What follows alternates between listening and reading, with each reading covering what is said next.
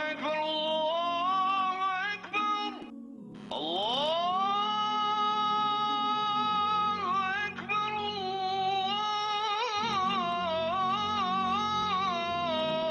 الله أكبر أشهد أن لا إله إلا الله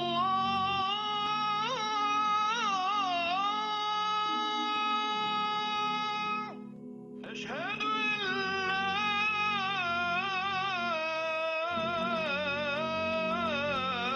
إله إلا الله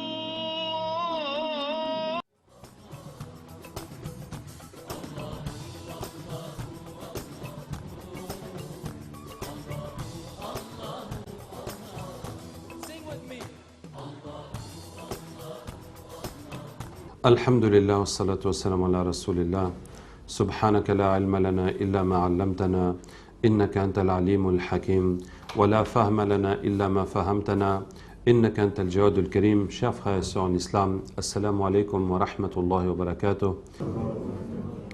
Nous allons parler, Inch'Allah, aujourd'hui d'un thème qui me tient à cœur et qui est la fornication. Qu'Allah nous en préserve. وَلَا تَقْرَبُوا الزِّنَا إِنَّهُ كَانَ فَاحِشَةً وَسَاءَ سَبِيلًا. Allah dit, n'approchez pas la fornication, car c'est une turpitude et une mauvaise voie. Qu'Allah nous en préserve. Et j'aurais préféré ne pas avoir à en parler des choses honteuses, mais malheureusement c'est la réalité qui me pousse et qui me force. Et la réalité que j'ai eu à discuter avec plusieurs personnes qui me parlaient de ça d'une façon complètement banalisée. Et vraiment, c'est quelque chose de choquant. En tout cas, choquant pour moi. À quel point les gens prennent ça à la légère. Bon, je vais dire l'exemple d'un frère à qui j'avais en consultation et je lui demande s'il est marié. Alors, il hésite, il tergiverse. Il ne sait pas quoi me dire. Je dis, mais tu es marié ou tu n'es pas marié? Il dit, non, il vit avec une femme, ils ont des enfants. Il a 2 enfants qui vont à l'école, mais il n'est pas marié. Je dis, mais comment ça se fait? Il dit, ben, il n'a pas l'argent. Je dis, l'argent? Mais tu payes ton loyer, tu payes ton électricité, tu payes l'école des enfants. Il y a quel argent encore? Il y a besoin de quel argent encore? Non, qu'il n'a pas l'argent de quoi célébrer le mariage. Et je lui dis, bien, eh ben, tu n'as qu'à venir avec ta femme et la famille. Nous, on va célébrer le mariage pour toi sans aucun argent, sans dépenser 1 franc. Quand même, on a cotisé un peu pour acheter quelque chose à manger et puis un gâteau pour que ça fasse quand même une fête. Mais ce qui est inconcevable, c'est qu'au vu et au su de tout le monde, de toute la famille, de tous les frères et sœurs, de tous les parents, et voilà, ils sont comme ça à vivre dans le péché. Et puis la vie continue et les enfants grandissent. Et puis ça ne semble pas déranger qui que ce soit. Qu'Allah ait pitié de nous. J'ai eu plusieurs fois des cas comme ça. Je vois encore une dame qui vient, qui dit, voilà, je n'arrive pas à me marier, je n'arrive pas à avoir des enfants. Je lui dis, mais puisque tu n'es pas marié, tu essaies quand même d'avoir des enfants? Elle me dit, oui, je veux au moins gagner un enfant, mais j'ai tout fait, je n'arrive pas à avoir un enfant. La hawla wa la quwwata illa billah. Que ce que cette femme a pu faire dans le désespoir de gagner un enfant même si elle n'a pas de mari. Vous voyez? Mais parler de ça d'une façon vraiment. Alors, il y a eu d'autres cas. Je vois encore une jeune fille, qui me dit, on est en consultation, elle me dit que oui, ses parents sont pauvres, donc ils peuvent payer juste les besoins de la vie, la nourriture, tout ça. Mais pour toutes les autres choses qu'elle veut, des sorties, des sacs à main, elle est obligée d'aller avec des garçons. Et la fille, elle parle de ça comme si que, voilà, c'est comme ça, pour obtenir mes petits désirs, mes besoins, mes plaisirs, à droite, à gauche, et ben, je dois me donner mon corps à divers hommes qui peuvent en échange me donner cela. Ce n'est pas vraiment de la prostitution, mais il y a quand même un échange qui est très clair dedans. Donc, ce sont toutes ces situations qui m'amènent à la nécessité de parler de ce sujet. Et la première chose que je veux dire à ce sujet, c'est que je voudrais que tout le monde comprenne et sache pourquoi Allah a interdit la fornication. Quelle est la raison fondamentale? Quelle est la raison de cette interdiction? On peut dire qu'il y a des maladies. Pour éviter les maladies, Maintenant, on va répondre qu'on a trouvé le moyen d'éviter les maladies. hein, même si on n'arrive pas toujours à les éviter. On peut dire que c'est à cause des grossesses, et on va avoir des grossesses en mariage, et les enfants sont dans une situation de bâtard, une situation d'instabilité, et ils n'auront pas l'éducation qu'il faut, mais on va aussi nous répondre que non, on a trouvé le moyen d'éviter les grossesses. Hein? Mais ce n'est pas ça la raison fondamentale. Le prophète sallallahu alayhi wa sallam dit La ahada aghyaru min Allah ta'ala. Personne n'est plus jaloux qu'Allah. Pour cela, il a interdit وَلِذَلِكَ حَرَّمَ الْفَوَاحِشَ مَا ظَهَرَ مِنْهَا وَمَا بَطَنَ. Pour cela, il a interdit les turpitudes, tous les péchés sexuels apparents ou cachés, tout ce qu'on peut montrer ou cacher. Allah a interdit. Allah Ta'ala est plus jaloux que qui que ce soit. Si tu es jaloux pour ton mari, ou pour ta femme, ou pour ta fille, ou pour ta sœur, et tu es jaloux, et tu ne supporterais pas de voir les hommes jouer avec elle, et la toucher, etc., sache que Allah est plus jaloux pour ta propre femme que toi-même. Ça veut dire que la façon que tu vois un homme toucher ta femme, et la colère que ça met dans ton cœur, la colère qui jaillit dans ton cœur, de voir quelqu'un tourner autour de ta femme ou ta sœur ou ta fille, sache que Allah est plus en colère que cela. Hein? Et je vais vous retourner la situation pour que vous compreniez. Imagine qu'un garçon drague une fille et au moment de passer à l'acte, il lui dit « Mais c'est qui ton papa ?» Elle lui dit « Mon papa, c'est l'imam tel. » Quelqu'un qu'il respecte énormément, qu'il considère énormément, mais tout à coup, il ne peut plus aller plus loin avec cette fille pour le respect qu'il a pour son père. Et même si la fille, elle dit « Non, t'inquiète pas, j'ai l'habitude, moi je fais ça tout le temps. » Non, non, mais le respect de son père va le stopper et l'empêcher de faire ça. Et que dire du respect d'Allah? C'est Allah qui est jaloux pour toutes les femmes du monde. Même si elle n'a pas de parenté avec toi, même si elle-même, elle n'a plus de considération pour son corps, même si elle n'est pas musulmane, quelle que soit sa situation. Voyez-vous? Donc si tu vas forniquer avec une femme, imagine-toi la jalousie d'Allah que tu es en train de défier. Hein? Imagine tu vas passer à l'acte avec une femme et maintenant c'est la sœur de ton meilleur ami, ou tu apprends que c'est la femme de ton meilleur ami. Comment tu vas être vis-à-vis de ton ami, hein, alors que tu vas faire ça? Est-ce que tu vois ce que tu es en train de lui faire, cette trahison que tu es en train de faire à son égard? Et maintenant sache que c'est pire avec Allah, que c'est pire avec Allah. Tu es en train de trahir un dépôt qu'Allah a mis sur terre, une femme qu'Allah a créée. Nous aimons nos épouses, nos mères, nos filles, pour les liens de parenté qui nous unissent. Mais Allah nous aime parce qu'il est notre créateur. Allah nous aime plus que nous-mêmes. Hein? Et Allah dit « وَلَقَدْ كَرَّمْنَا بَنِي Adam » Nous avons anobli le fils d'Adam. Allah a donné à l'homme une noblesse, une valeur. Et cette valeur, nous n'acceptons pas de la rabaisser, de la honnir, de devenir comme des bêtes, de perdre notre humanité, notre considération, notre respect de soi. Ainsi, l'homme perd son honneur, sa fierté, sa considération de soi. Donc, il va se comporter sans aucune limite. Il ne voit que son intérêt, il ne voit que le gain, il ne voit que le plaisir. Et donc, il est capable du pire. Il est capable de ce qui est inhumain, même pas bestial. Même les bêtes ne feront pas ça. Voyez-vous? Donc, ça fait partie de cette noblesse qu'Allah a mis en l'homme de détester la fornication. Donc ça, c'est le premier point, hein, que je veux que chacun comprenne. Quelle est la raison de l'interdiction de la fornication? Si tu vois quelqu'un tourner autour de ta femme, ce n'est pas la crainte de la maladie qui te met en colère. Tu ne vas pas dire à ta femme « Ah, mais tu pouvais attraper une maladie, m'amener ça ». Non, ce n'est pas ça. Ce n'est pas la crainte de la grossesse qui te met en colère. C'est l'honneur, c'est la fierté. Et si quelqu'un perd cet honneur, il est capable du pire, qu'Allah nous en préserve. Donc, voici le premier point que je veux établir. Hein, pourquoi Allah a interdit la fornication? Qu'Allah Ta'ala nous aide et nous pardonne nos péchés et nous guide dans le droit chemin. Maintenant, pour ne pas arriver à la fornication, Allah nous donne la méthode. وَلَا تَقْرَبُوا الزِّنَا. N'approchez pas la fornication. Particulièrement pour ce péché-là. Pas pour le péché de la médisance, du vol, de consommer quelque chose de haram. Non. C'est uniquement pour le péché de la fornication qu'Allah dit n'approchez pas. Parce que si on approche, on est de plus en plus tenté, on ne peut plus s'arrêter et jusqu'à ce qu'on tombe dedans. Donc la solution, c'est de ne pas approcher. Hein? Donc tout ce qui provoque la tentation, tout ce qui provoque l'envie, tout ce qui suscite le désir, tout ce qui te met dans un état d'envie, il faut couper. Il faut s'éloigner de cela. Se retirer, ne plus fréquenter les endroits de débauche. Hein? Ne limiter ses relations avec l'autre sexe si ça suscite la tentation. Mais si c'est des relations normales et qui ne suscitent rien, s'il n'y a pas de fitna, de tentation dedans, il n'y a pas de mal. On parle de ce qui, toi-même tu sens que ça te tire, hein, que ça t'amène vers la fornication.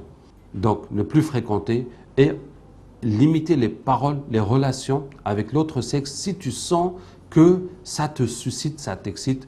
Et ensuite, le regard, baisser le regard. Et le prophète sallallahu alayhi wa sallam nous a beaucoup recommandé, il a dit le regard est une flèche de Satan, celui qui l'évite, Allah lui met une foi dans son cœur dont il trouvera le plaisir dans la prière. Donc c'est une flèche de Shaitan. Et le prophète sallallahu alayhi wa sallam aussi dit quand la femme sort, Shaitan l'enveloppe et envoie des flèches à tous ceux qui la regardent. Et donc il faut baisser le regard. Alors pour baisser le regard, je vais vous donner un conseil. Chaque fois que vous voyez une femme mal habillée, d'une façon provocante, d'une façon qui vous touche, priez pour elle, pour qu'Allah la guide, pour qu'Allah lui pardonne. Hein? Ne la maudissez pas, ne dites pas des mauvaises paroles. Priez pour elle. Ça pouvait être votre sœur, ça pouvait être votre mère, ça pouvait être votre femme, ça pouvait être votre fille. Hein? Même si elle n'est pas musulmane, priez pour elle. Puisque le prophète sallallahu alayhi wa sallam a dit quiconque parmi vous voit un mal, qu'il le change par sa main, s'il ne peut pas par sa langue, s'il ne peut pas par son cœur, et telle est la foi la plus faible. Et en voyant cette femme, est-ce que tu peux changer ça par ta main? On ne peut pas. On ne peut pas venir forcer les gens à s'habiller autrement. Est-ce que tu peux changer par ta langue? Si tu peux, vas-y. Si tu peux lui parler d'une façon positive et gentille, hein, vas-y. Et sinon, au moins par le cœur. Donc, le fait de prier pour elle, ça va préserver ton cœur. Et ça va t'aider à te rappeler d'Allah et à baisser le regard. Et il faut savoir que si on regarde les femmes avec envie, plus on regarde, plus on est tenté et plus on ne peut plus contrôler son regard. Et plus on s'abstient de regarder, moins on est tenté jusqu'à ce qu'on ne remarque plus et qu'on ne sente plus. Donc il faut se désengager du regard jusqu'à ce qu'on ne sente plus cette attirance et cette envie, cette pression, et qu'on puisse baisser le regard sans problème. Et ensuite, une fois qu'on a baissé le regard, c'est la pensée. Il faut contrôler ses pensées. Et beaucoup de gens se disent, moi au moins, je me permets de fantasmer, je me permets d'imaginer des choses avant de dormir, puisque je ne commets pas l'acte et je ne touche pas les femmes, je ne vais pas danser, je ne fais pas autre chose. Donc au moins, je vais laisser mon esprit vagabonder et imaginer des choses. Alors, on n'a pas de péché à imaginer, mais tu as donné ton esprit à Shaitan. Ça veut dire que toi, tu veux voir, Shaitan te ramène des films, des mises en scène, etc. Et tu aimes ça, et Shaitan va te faire un lavage de cerveau. Ce qui fait qu'après, à tout moment, Shaitan peut te sortir ces images, même si tu es en prière, dans n'importe quelle situation, puisque c'est toi-même qui lui as donné l'accès dans ton cerveau. Donc le fait d'imaginer aussi, ça va perpétuer la tentation qui est en toi et tu vas avoir ce besoin, ça va accaparer ton cerveau d'une façon permanente. Hein?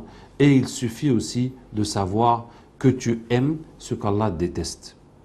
Et ça, il faut apprendre à aimer ce qu'Allah aime et détester ce qu'Allah déteste. Pas seulement éviter, laisser ce qu'Allah déteste, mais toi-même le détester. Par exemple, si on ne boit pas l'alcool, parce qu'on n'aime pas. Et toi-même, tu n'aimes pas l'alcool. C'est ça qui est bon. Tu ne bois pas, mais tu n'aimes pas. Même si on te voit, même si c'était gratuit, même si c'était halal, ça ne t'intéresse pas. Voilà. Donc toi-même tu détestes ce qu'Allah déteste. Et la fornication, ça doit être ainsi. Ça me rappelle au passage un couple que j'ai eu à Paris. Donc c'était un arabe avec une française qui vivaient ensemble dans le zina. Et l'arabe lui faisait la da'wa, lui parlait de l'islam et lui expliquait que le zina c'est haram. Et il lui a si bien expliqué pourquoi le zina est haram alors qu'ils vivent dans le zina, que la femme a dit que non, maintenant il ne faut plus qu'on fasse ça jusqu'à ce qu'on soit marié. Donc elle était convaincue avant lui, alors que c'est lui qui l'a prêché.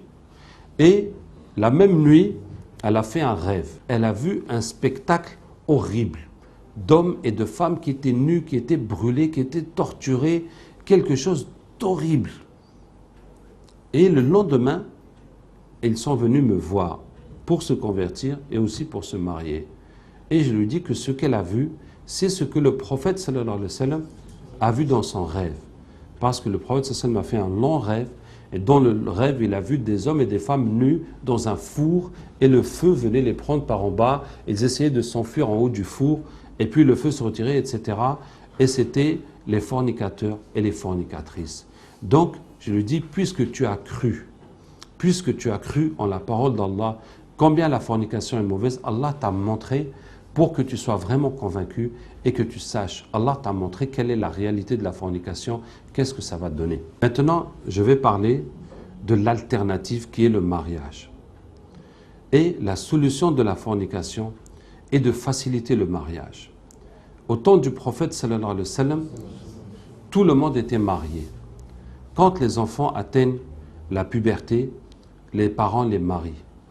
Quand quelqu'un divorce, sur les veufs, hommes ou femmes, dès que la période est passée pour les femmes, en tout cas tout de suite après, ils se remarient. De façon à ce que personne ne restait célibataire. Or, aujourd'hui, nous sommes dans une société où le mariage est très difficile et où la fornication est très facile.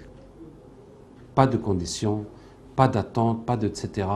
Alors que le mariage est très compliqué. Il faut déjà trouver la bonne personne sérieuse, et ensuite il faut voir les familles, et ensuite il faut avoir les moyens, et il faut que tout colle, et ça peut mettre des années avant qu'on aboutisse au mariage.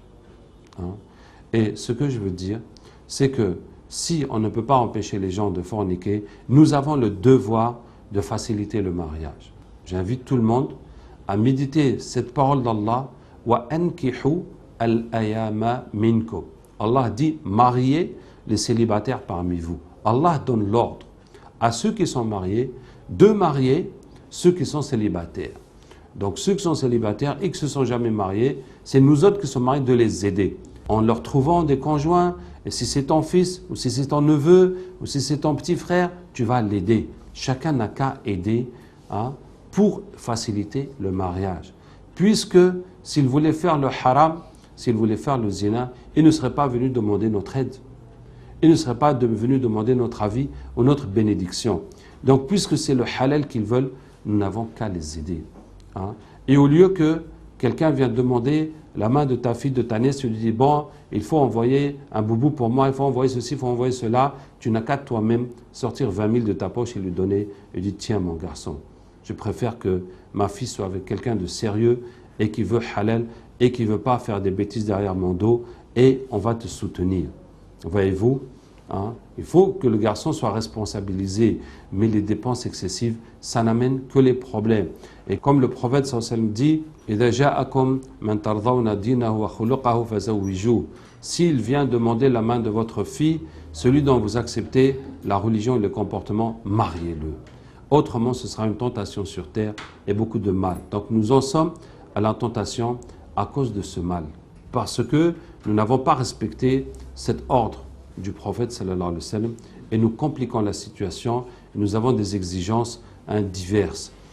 Donc, ce que je veux dire, c'est que l'islam a enlevé les obstacles au mariage. Le critère que l'islam dit au père de considérer pour marier ce garçon, c'est la religion, le comportement. Est-ce que c'est un musulman?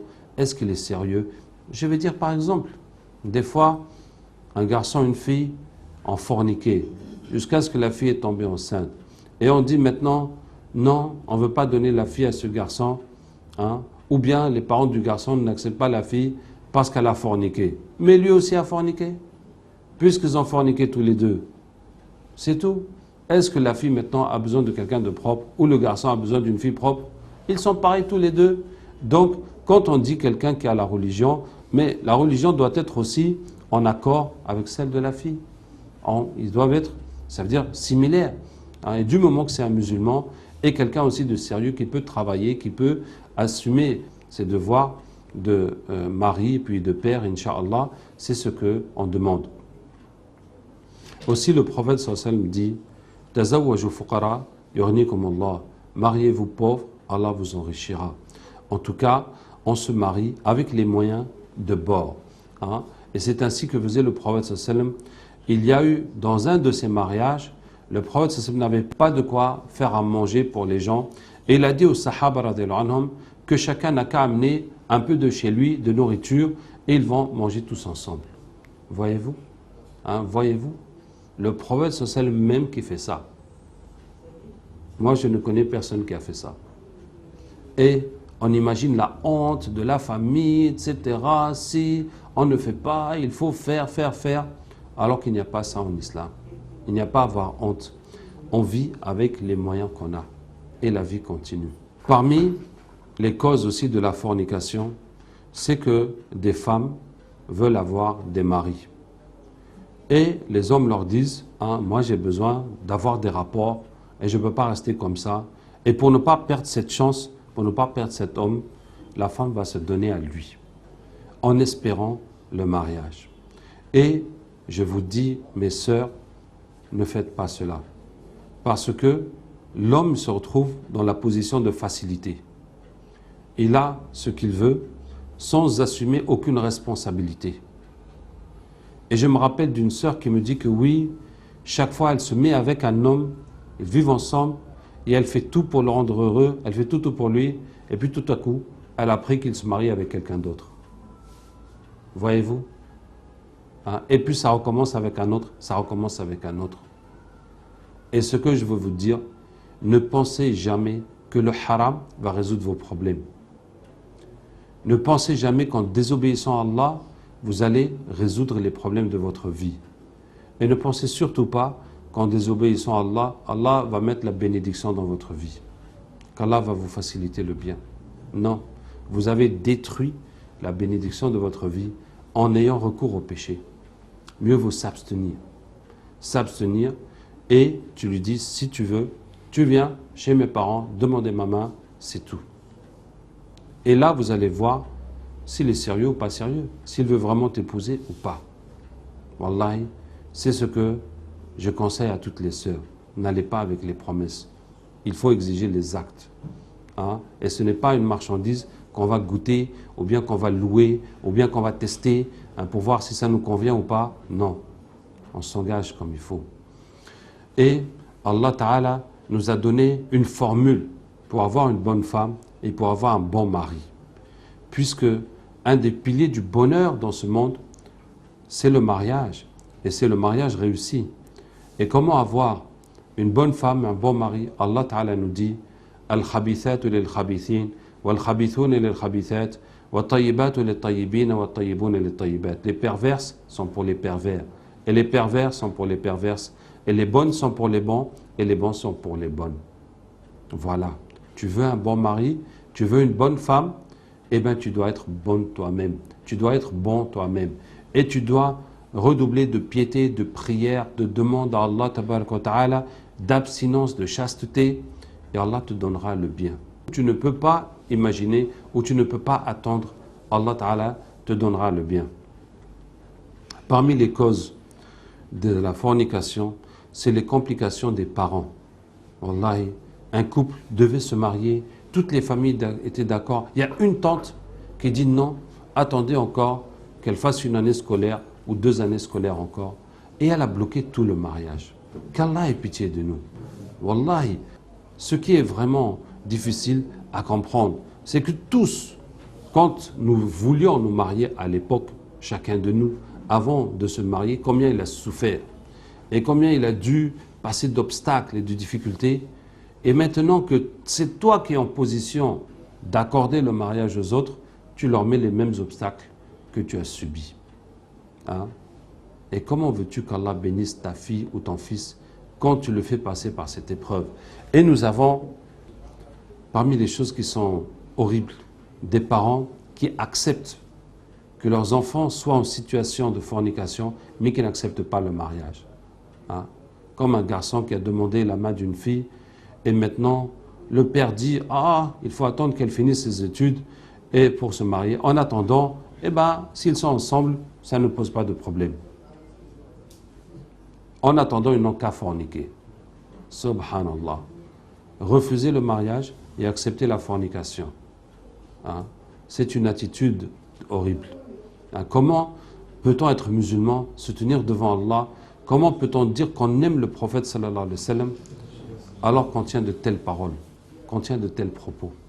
Hein?